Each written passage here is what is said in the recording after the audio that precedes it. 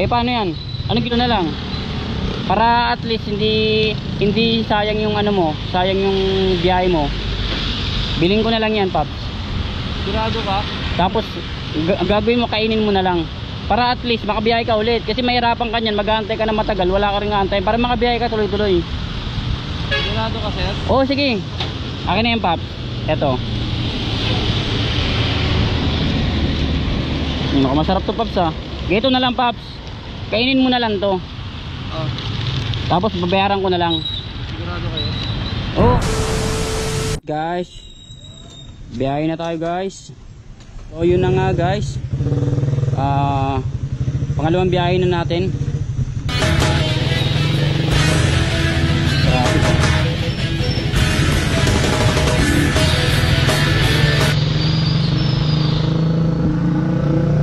Napasayang kalsada, ingat lang po sa mga bibiyahe dito sa kalsada. Saka yung Bahay Toro. Bahay Toro dito ata yun eh. Ito, magtanong nga tayo. Paps, pwede magtanong? Saan po ba yung ano, Bahay Toro? Saan sa Bahay Toro? Sa Toro Wheels eh. Ay, doon yun. Toro Wheels. Oo, sa Toro Wheels. Mayroon kasi akong ano doon kausap na ano, na tao i-pick up ng item. Pag diretso ka doon, kaliwa ka lang doon. Oo. Tapos na lang sa Toro Wheels. Pinakadulo lang. Sige Kaliwa pa. ka lang, unang kanto. Kasi biyahe kasi ako ngayon, Paps eh. Ano di-deliver mo? Jollibee. Jollibee? Oo. Bakit? Hindi na pa ako dito, magpo-45 minutes na ako dito. Wait lang ha, tabi ko lang.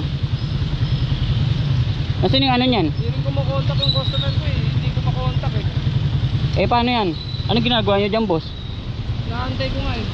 Hinahantay nyo yung customer? Hindi nag-reply. Take booking yata ako eh. Pawawakan man, kanina pa ba dyan? Mga ano, magpo-45 minutes. Mag-isang oras din. Nakailang biyahe ka na, Paps? Wala nga eh. Yung problema, unang booking ko pa lang ito eh. Ayan pala yung pinakaunang booking mo? Oo. Patay.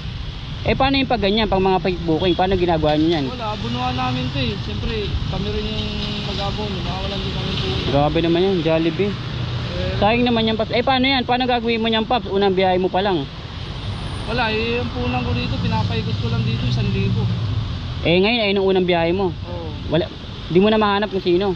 Di sumasagot. Hindi nga makontak eh. Yun lang. Ano ba yung order? Ano ba yung ina ng Paps? Jollibee. One piece chicken yata ako. Wawa naman si Paps. Sabihin kanina ka pa dito. Oo. Eh pabiyahe pa lang din kasi ako dito. Tatanong mag-aano kasi ako, magbabahay Toro.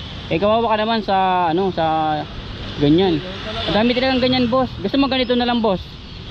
Nasa iba yung ano niyan? Nasa iba yung resibo niyan? Oo. Dala mo, magkano ba yan, Paps? 201. Magkano?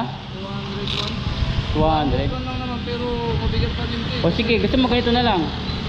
Para at least hindi sayang yung ano mo, sayang yung biyahe mo. Bilhin ko na lang yan, Paps. Sigurado ka? Tapos gagawin mo, kainin mo na lang. Para at least makabiyahe ka ulit. Kasi mahirapan ka niyan, mag-aantay ka na matagal, wala ka ring aantay. Para makabiyahe ka tuloy-tuloy. Sigurado ka, sir? Oo, sige.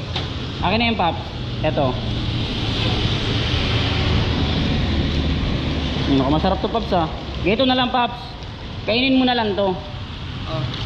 Tapos babayaran ko na lang. Sigurado kayo? Oo, bayaran ko na lang. Nakadalawang biyahe pa lang ako eh. 200 din to eh. Malaki-laki rin. Okay lang yung, Paps. Importante yung sa short mo, matapalan mo, tsaka at least hindi sayang yung ano mo, sayang yung deliver. Hindi sayang yung ano mo, oras mo. Kasi sayang yung oras mo.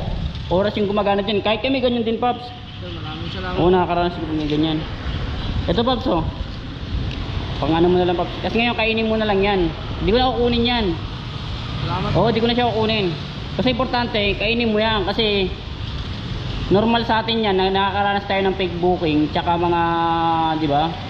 Ayun ang mahirap dito, Paps. Ang ano lang talaga dyan, Paps, siyempre nakita ko kanina kasi dito ako, diretso ako, eh para mukhang kanina ka pa. Kainin mo na lang, Paps. Dito, Paps, oh. Bakante dito, Paps, oh. Oo, Paps. Yung sobra dyan, Paps, ikaw na bahala, Paps. Eh, ayun pala yung pera ko, Paps, eh. 120. Okay lang yan, Paps. Ang importante dyan, Paps, mabayaran ng ano, yung araw mo kahit pa paano, di ka mag-abono. Tabi mo na lang to, tapo mo na lang yung ano, tapos ano mo na lang. Oh, ganyan talaga buhay, Paps. Alam mo naman, Paps, kahit tayo nag-aabono tayo sa mga ganyan eh. Maraming salamat. Oh, okay lang, Paps. Dyan, Paps, kahit, pwede ka pa ba kumain? Oh, O kain ka muna dyan, Paps, oh. salamat ah. Oh, okay lang yan, Paps. Hindi pa naman ako kumakain pa. Paano yung pag sa mga booking, mga ganyan, fake book? Eh, di nila kinukuha, eh di kawawa kayo. Na-fake booking kami. Lalong-lalo na pag marami, buti nga 200 to eh. Kung meron nga na-fake booking, mga kasama ako, 1,000 hanggang 2,000 eh. Grabe naman. Mahahabol yun. Buti maliit lang. Oo. Kasi, pag anong biyahe mo na ngayon yan? Una pa nga lang to eh. Ah, unang labas mo lang. Ah, bali hapon ka talaga bumabiyahe. Sige, Paps. Kainin mo na lang yan, Paps. Sayang lang din kasi. Kainin ko na lang dito. Oo, sige, Paps. Kahit dyan ka na lang, Paps, oh. Wala pa naman natang ano dyan, Paps. Para kahit pa paano. Okay lang yan, Paps. Okay lang yan. Importante dyan, Paps. Makauwi ka, tsaka makabiyahe ka tuloy-tuloy. Oo, Paps. Kasi pabiyahe pa lang din ako. Eh, kailangan makabiyahe. Kailangan ako makalabas ngayon kasi kahit tayo, alam mo naman tayo mga riders. Kahit alam natin na inaano tayo ng mga customer, di ba? Salamat po, Jack. Okay lang yung, Paps. Sana marami ka pang matulungan. Oo, Paps. Huwag ka mag-alala, Paps. Salamat. Importante dyan, makakain ka. Oo, Paps. Thank you ah. Ingat ka, Paps, ha. Salamat. Basta lagi mo tatandaan, Paps, huwag mo yung mga fake booking, Paps. Huwag mo na antayin, Paps. Kasi problema nga lang dyan, kayo nag-aabono, sayang yung ano nyo. Eh, meron pa nga dito eh. Kasi ang babar, sa dito kasi sa Lalamove, talagang tiyag. Paps. Dito na ako, Paps. Mag-iingat ka, mag-iingat ka. O, sige, Paps. Salamat sa ano mo ah. O, Paps. Kawawa naman si Paps. Di bale. Ingat, Paps.